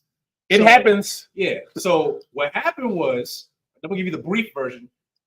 He already done got Mary pregnant, but he didn't want anybody to know because they were supposed to wait until a certain time. He didn't want her to look bad because it might have looked like, oh, she couldn't keep her legs closed. Something like that. She's fast. Yeah. He didn't want that. So you know what he did? He took her and he, fled. That's all it was. But they had sex. Okay. Christ was made just like you and me. Okay. He what oh God. The Lord did not come down and have sex with Mary. That is disgusting. There was no spirit. There was no angel. This isn't Greek mythology. I ever heard like Greek mythology was like the Greek gods like Zeus and Poseidon come down and they have sex with the human women and they have like these little demigods. No, that's fantasy. It's not happening. Okay. God is not out here having sex with women. Just stop. It's wild. That's when you really, you're a freak. Think that. So like, I'm thinking of General Muhammad's breakdown of this. When you really think about it, is he sinning? He's Salakia. What I remember, he broke it down like he's not putting his Salakia godly rod inside of these women. It's not what he's doing. Some ghetto chick. Like he's not doing that. Okay, so just get it out your mind. I want you to understand that Christ was made, just like he said, like you and me. He's a nigga from Nazareth. That's it. He was a fugitive. Okay? Christ looked bubby for a little bit. He was homeless. He had no home. Every time they seen Christ, they were trying to stone him and kill him. He's on the run unjustly. Imagine getting blamed. I went through it. You get blamed for something you did not do. They did. Just like how today, modern day Babylon, like, we go out there and we say, like, you shouldn't get abortions. And they're just like, what? They get mad. They start yelling at people. Look, Christ was doing that way before us, okay? And guess what? The same things you're going to go through. Same things we're going through. You're probably already going through it. Y'all probably have family members and stuff like that who some might be supportive, but some like, you're in a cold. Christ went through it too. Christ cried. Understand that. Christ cried. Christ drank wine. Christ partied with his brethren. Christ mourned. He was just like you. If I could, for the sake of time, continue with verse 17, Baba Kasha. Hebrews 2 and 17. This is the book of Hebrews, chapter 2, verse 17. Wherefore, in all things, it behooved him to be made like unto his brethren, that he might be merciful and faithful high priest in things pertaining to God, to make reconciliation for the sins of the people. Okay, so he was made as an example, which you brought up, right? Go to verse 18. For in that he himself has suffered being tempted. Being what? Tempted. You don't think Christ didn't see a baddie walking down the street? They had actual brothels. Like you're not. This is not the first time women was walking down the street half naked. They had actual brothels back then, whorehouses that you could just walk in and pay 2 talents of silver, and you can have your way with them. That ain't new. Prostitution is the oldest. Yeah, it's literally you think. It's what they do. Yeah. So, but I'm saying that because like I want people to really understand, like Christ. Okay, Christ is a power, but Christ is also made in the flesh. Right. The same things you go through. You might walk down the street, you might see a bad chick, but you just know. You know. She's a whore. And you know deep down, like, yeah, she might look good, but if I mess with her, I'm really gonna be in for a world of pain. Yes. She's probably gonna make me suffer, probably gonna take my money, lie on me. She might give you something. You might get an STD. Okay. I'm being real with you. You don't think Christ didn't have certain thoughts? Break it down to you like this. Do you know that there was a time? Put it like this. Okay, give it a brief version. Christ knew what he had to do. Christ knew that he was going to die. Do you know there was a time when Christ looked up and asked for the Most High, like, is there any other way that I could do this? I really want y'all to understand that. Hear what I'm saying? Oh my God. Yeah. All right. Christ had a moment of, is there anything else I can do? You want to know what he got? Crickets. Why? Because He had to do it. But okay. Yeah. What did Christ know, and what did Christ understand that people back then could not understand? Some did, but not everybody. Just like now, some do, but not everybody. Why would Christ did not want to die. We know that, right? Christ did not want to be beat and put and carry no cross. He wanted another way out. And Christ could have called a bunch of angels if he wanted to, right? He has the power. He has the authority. Why didn't he? How did he look at life? Give him a hand. Christ looked at it spiritually because Christ knew that he would come back. Christ knew that he would be raised again from the dead. Christ knew that he would be the king of New Jerusalem. He said, hey, look, well, I don't want this to happen to me, and this is about to suck, and it's about to be painful. But guess what? I know I'm coming back. I know I'm coming. I'm going to rule the world. That is how you should look at life. Don't ever be scared when you're with us, man. Don't ever be scared. You know what? You come back. You come back, and you're going to see me again. Honor the living, not the dead. Christ's not worried about dying. He's not worried about it. Why should you? Stocky, if I could. He was worried about it for a moment. I'm saying this. Hear what I'm saying real quick. Don't get it twisted. Christ ain't weak. Right. Which I don't understand. However, even Christ I don't want to do was tempted with the thought of, I don't want to do this. But guess what he did? He still did it because he knew that he had a job to do. Come on. And like you said, spiritually, he's looking at it like, you know what? I've been here before. I was Solomon. I read it. I was Isaac. I was Adam. I was Melchizedek. And he's probably, I'm just putting it to perspective, right? He probably thinking of all the things that he did wrong in the past. When he was Solomon, he had 1,000 women.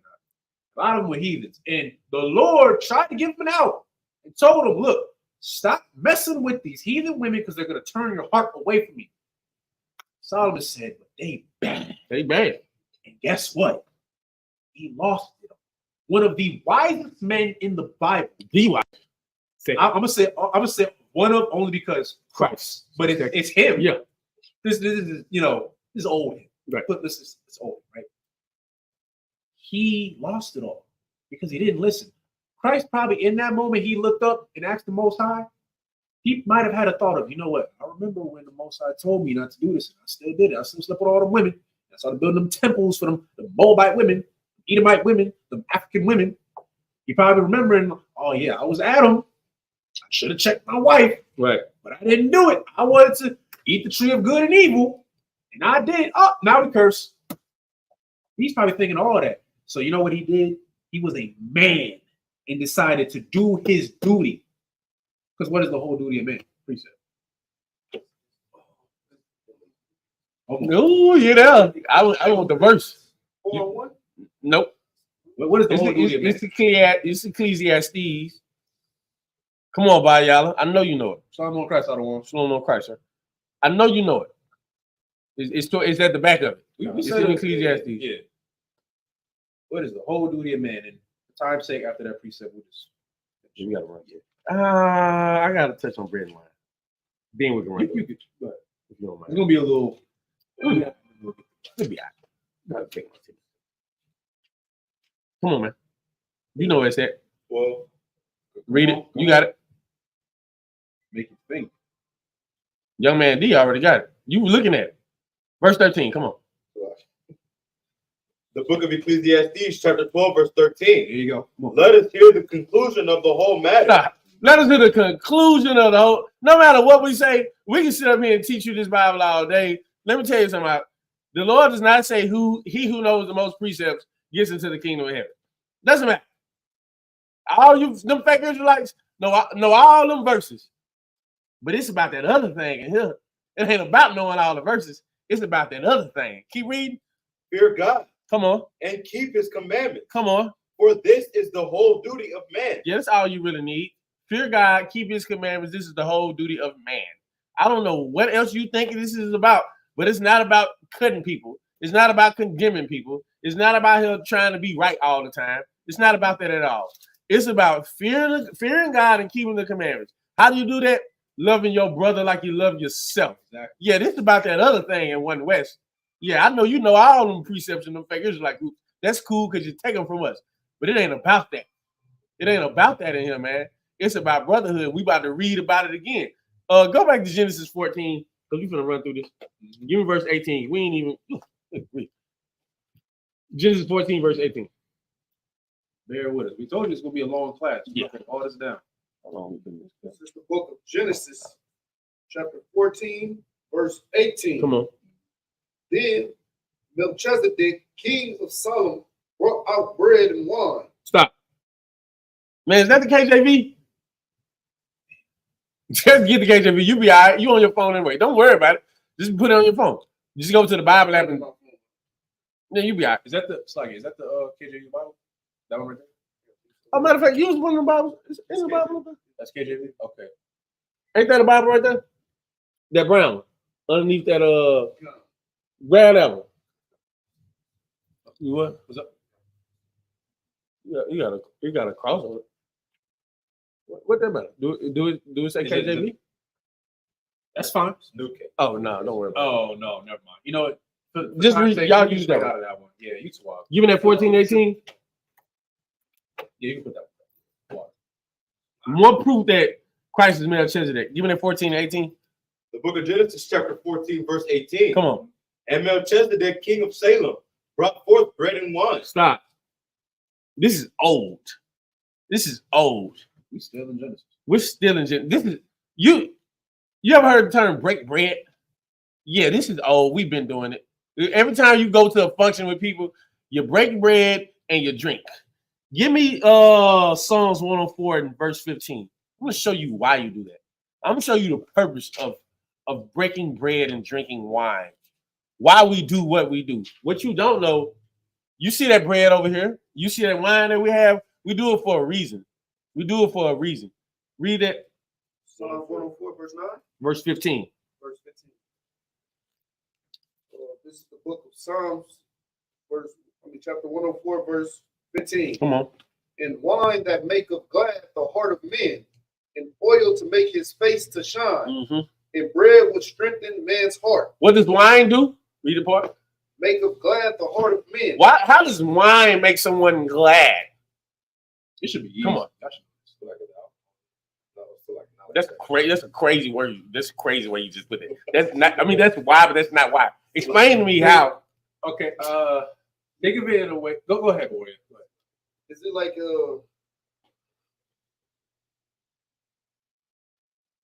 Don't think. Okay. All right. Put it too simple. We gotta do time. Yeah. Put it for time's sake. Think of it like this. We all have to function, right? Brothers drink a little bit. Well, what happens? You just with the brothers. What happens? How do you feel? Well, how should you? Go ahead. Good. All right. Now drop down to bread. You good? 11:15. We got it. and bread which strengthens man's heart. What does bread do? Strengthens man's heart. Hold that. Well, drop that. Give me Matthew 26. Let me tell you something. This is more proof that Christ was Melchizedek. Christ knows that wine strengthens. It makes a man glad, and he knows that bread strengthens a man's heart. Think about it. Think about if you just walking. You walking this long path. Think about when we was in the wilderness and we just walking and walking and walking, and you get tired, right? You get so tired. What strengthens you? Come on. Food and water. Or what? Stay on top. Bread. You ain't gotta say water, but yeah. Bread strengthens you. Bread gives you strength. Wine makes you glad. Give me that in Matthew 26. This is talking about, and this is the Passover. Crazy that we coming up on the Passover in what, a couple weeks. Read this part. The book of Matthew, chapter 26, verse 1. And it came to pass, when Jesus had finished all these things. What? Hold on. What? Matthew 26 and 26. The book of Matthew, chapter 26, verse 26. Come on. And as they were eating, Jesus took bread and blessed it, and brake it, and gave it to the disciples, and said, take, eat, this is my body. I want y'all to remember this. Christ had this bread. This is the Passover. This is the Passover. Christ had this bread. He break it. He broke bread. We've been saying, hey, break bread. We've been saying it for years. You ain't new to this. We just true to it. I always want to say that. Key read. He said, this is my body. After he broke that bread and gave it to the disciples, he said, give me that bread. Bible shot. Yeah, that bread. He said, this is my body. He broke it, gave a piece to all his disciples. Keep reading. Verse 27. He took the cup and gave thanks, and gave it to them, saying, drink ye all of it, for this is my blood of the New Testament. What was in that cup? Come on. Wine. I want you to understand the wisdom behind this, the spirituality behind this. Christ is telling you, eat this bread that I'm giving you because this bread is my body. Drink what's in this cup because what's in this cup is this wine. This wine is my blood. My body and my blood will make you glad because it is what? Thing of the New Testament. For this is my blood of the New Testament. This is my blood of the New Testament. Keep reading. Which I shed for many for the remission of sins. But I say unto you. You good. That's all I need. Christ's blood or that wine, the wine symbolizes his blood. Why does the wine or his blood make you happy? The remission of sins. The reason why it should make you joyful and glad that you have to get this wine. Why? Because because of Christ, you are under mercy and grace. Because of Christ, you will get the kingdom of heaven. Because of Christ, you know that you have a king that's willing to die for you. Because of Christ, you will get every blessing you've ever wanted in the kingdom of heaven. This is why he talks about the bread. This bread is my body. Meaning what? Lo, I am reading the volume of the book. You read this about the body of Christ, it strengthens you. You read these scriptures, it strengthens you. It gives you strength. It makes you strong. Days that you are tired, you do not feel like coming to class. Days you do not feel like going to camp. Days you do not feel like arguing. It's tiring being in here sometimes. You got to argue with your wife every damn day. I'm arguing every day. It is tiring. I'm tired just because of this. If I was a Christian, I wouldn't be arguing this much with my woman. But I'm arguing every day with her. Sex is marriage. I'm tired of multiple wives. I'm tired of the arguments. But you're going to have them every day. You're going to have them. It's just what it is. You got to argue with a Christian about immaculate conception. You're going to argue with it every day. Everybody going to call you crazy. Everybody going to say you in a cult. Everybody going to say, but y'all be getting drunk and going to the club. That's what they're going to argue with you all day. Guess what? It tires you out. But guess what? Reading these scriptures gives you what? Come on. Strength. Why? It's the body. God, am I making sense? I don't want to feel like I'm not making sense. I know I talk fast, but I want y'all to really understand what I'm saying and understand the wisdom behind what's being taught, the spirit behind what's being said in this. Anything that's written in Genesis can be applied to your life ever. It's the beginning. Nobody in this Bible is going through anything you're never going to go through. Ever. Everybody in this Bible goes through everything you go through. That's the life of a priest. It's like it. So for time's sake, go back to Genesis 14. Actually, no. We're going to finish up Genesis 14, right? So just go to verse Run through it. 19. This is gonna be quick. We're just gonna get through this. This is the book of Genesis, chapter 14, verse 19. Go ahead. And he blessed him and said, Blessed be Abram of the Most High God, possessor of heaven and earth. Mm-hmm. Verse 20. And blessed be the Most High God, which hath delivered thy enemies into thy hand. And he gave him tips of all. Time. Read that. How many times of all? Why? Why did Abram give Melchizedek tithes? I'll give it to you with time six. Okay, in Leviticus, I believe the 27th chapter in the 30th verse, for time's sake, a portion of what you get of your gain is of the Lord. Actually, I'm gonna ask a quick question. How much? That's it. My Asher. Yeah. My Asher in the Hebrew. You got to give 10%. Why? Because it's of the Lord. It's the Lord's portion. Yeah. When you start reading the Hebrews 7th chapter, they're arguing about tithes. They're arguing about Levitical priesthood. They're arguing about things. Those arguments that happen back then, the same arguments happen now. You talking about somebody gonna walk in here talking about something, I should pay y'all in vegetables. Nigga, I can't do nothing with no vegetables, man. I can't do nothing with no vegetables, man. Give me your money. That's what we want. We want your money in here. I'm trying to go to the club. And if I can't pay my way in with no carrots, buddy. If I could, real quick, I want people to understand. Like, this is like some Christian mess. Like, what's the TD Jakes? Like, oh my God. the big corporate Christians, right? They got all that money. Like, they won't take your money. But and yeah, they're still gonna sin. They're gonna read you to say he's gonna sleep with your wife. Probably gonna sleep. Probably be wary, sis. You might sleep with your husband. I'm being real. He got money, so you don't want to do that. All right. The Lord does require 10%, but you need to understand how that 10% is dealt with. Think of it like other nations. They have their money and it dwells within their community, right? That money, in a sense, does come back to you because we have to teach you. We are not funded. The Isupk Socal Commander General Yohana is not funded by anybody else. You want to know who funds us? We fund us. And we're broke. Yeah, we pay to go to Passover that we are hosting for the Lord. We pay ourselves. We're poor. I hope you understand. Priests got to pay. Women got to pay, not the kids. You think Israelites need to pay us, man? I'm charging you today, man. If you don't start sending us your money, I'm knocking on your door. Just so everybody knows that. So if anybody watches it, like, why should I give you my money? First of all, you ain't even giving me your money. You're really not. You're not. Cool. You're really just helping fund what we're trying to make. Well, it's like what we're trying to keep. Right? Because the Lord, not us. I didn't say, this brother didn't say, Commander General Yohana didn't say, Lord said, all right? In the Bible. It's like, you can keep going. Keep reading. Verse 21. Verse 21. And the king of Sodom said unto Abram, Give me the persons and take the goods to thyself. Come on. Verse 22. And Abram said to the king of Sodom, I have lifted up my hand unto the Lord, the Most High God, the possessor of heaven and earth. Come on. Verse 23.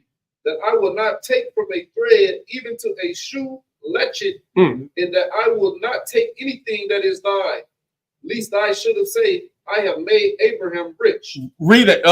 Break that out. Break down.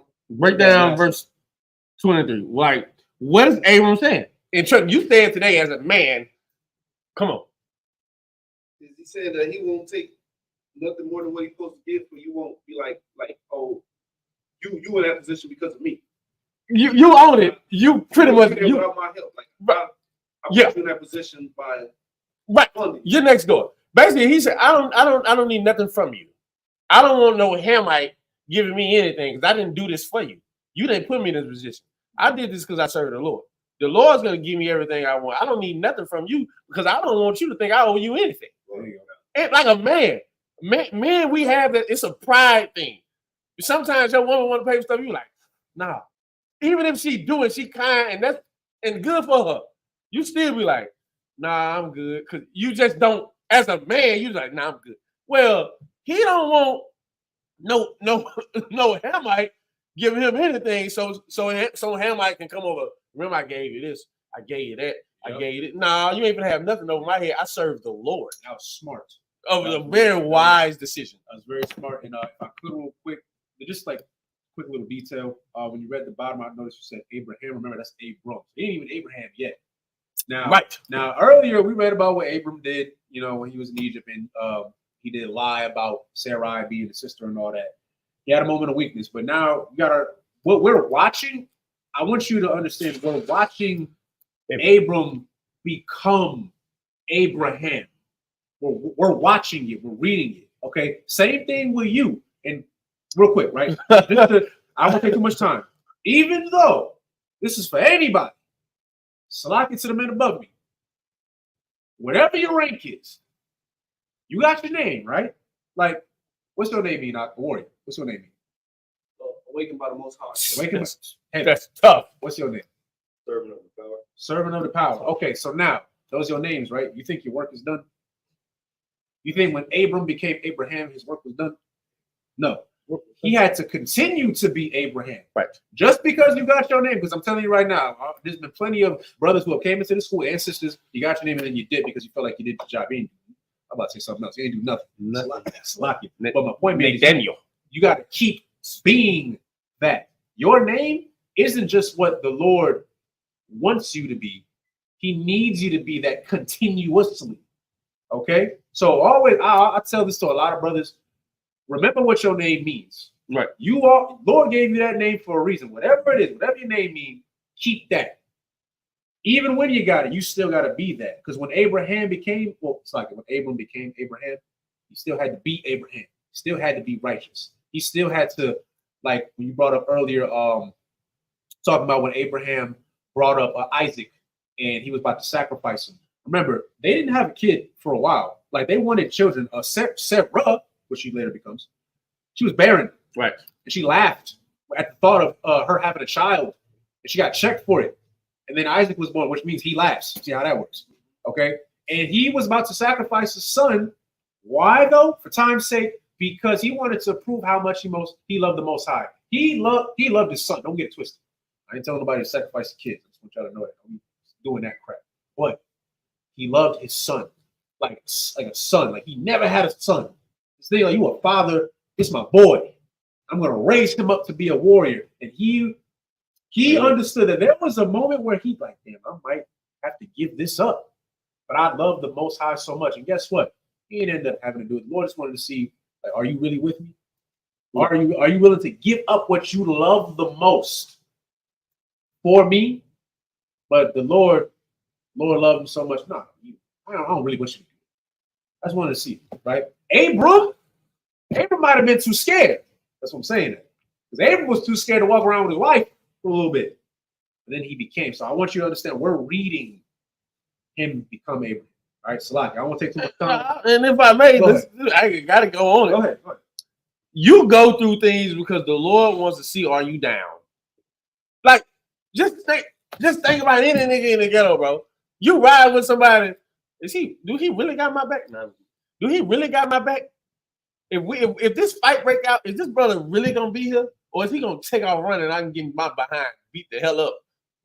No, if you lose, I'm losing with you. We just gonna lose together. That's okay. We'll take the check. But we're not losing. Why? Because I'm here with you. The Lord wants to see, are you down? Are you worthy? Are you worthy of the blessing that you're gonna get in the kingdom of heaven, you have to. Okay, you're in here for a reason. You're in here to get something. I know right now we are unprofitable servants. It seems as such. Dog, we're gonna be blessed above everybody on the face of the earth. 144,000 men are gonna run the earth. That means you are gonna be the presidents, you're gonna be the senators, you're gonna be the governors, you're gonna be the aldermen, you're gonna be Congress, you're gonna be everything on the earth. The same, it's gonna be on the earth. The same people that's on the earth now is gonna be the same people on the earth when we get to run it. The Lord wants to see, are you fit to run it? Imagine being a governor. I don't know what it's gonna be called in the kingdom, but imagine that title. Imagine running trade from Australia to Southern Africa, and you're in control of it all. Imagine you're in control of what goes on from New Zealand to Scotland. Just imagine you're over that area.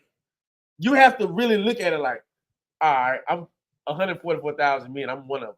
I'm trying to work my way into it. That's why the scriptures say, make thine election sure. You have to be the elect. When you elect, you're in some type of office. You're in some type of position.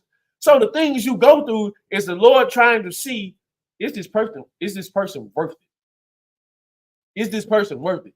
He who loves father or mother more than me is not worthy of me. Are you worth it?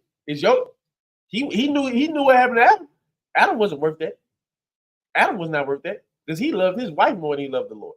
Imagine your wife come up to you and tell you, babe, I'm gonna go get this pepperoni for you. Yeah, don't smack her, but you definitely should look at her like you about to smack her. You should let her know no, because why? You serve the Lord. There is a thing you have to have. You have to love the Lord. That's the only way. That is the only way you can get the blessings of the Lord. How do you think Abram was blessed? Because he served the Lord. He was willing to put his life on the line for his brother. That was his test right there. He failed the test earlier, but the Lord kept testing. The Lord kept to see, is he down for me? And like he said, he saw him grow. Yeah, we see you grow. We watch you. We know what you was when you came in. We know how your speech was. And we just continue to watch you grow and grow and grow. And now you are a warrior.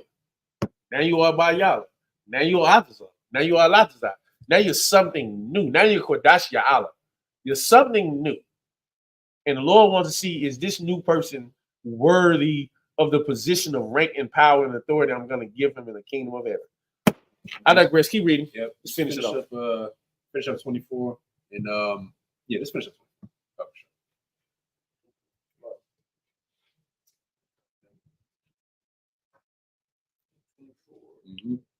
Genesis 14. Save only that which the young men have eaten, in the portion of the men which went with me, a near Escol and Memory. Let them take their portion. This all everyone. He said, whatever they had gotten to eat, and whatever they want, give it to them. But me, I don't need anything. Why? As George said earlier, like he served the Most High. He didn't want no confusion or one Hamite thinking that they have some type of alliance or whatever. Right. Let's leave it like that. All right. But with that, for time's sake, it's been a little pretty lengthy class, but we hope that you retained a lot of the knowledge that we're trying to put out to y'all. If you haven't already, please like, share, and subscribe. We're going to begin Genesis chapter 15 next week. And with that, a lot for everybody that tuned in. Shalom.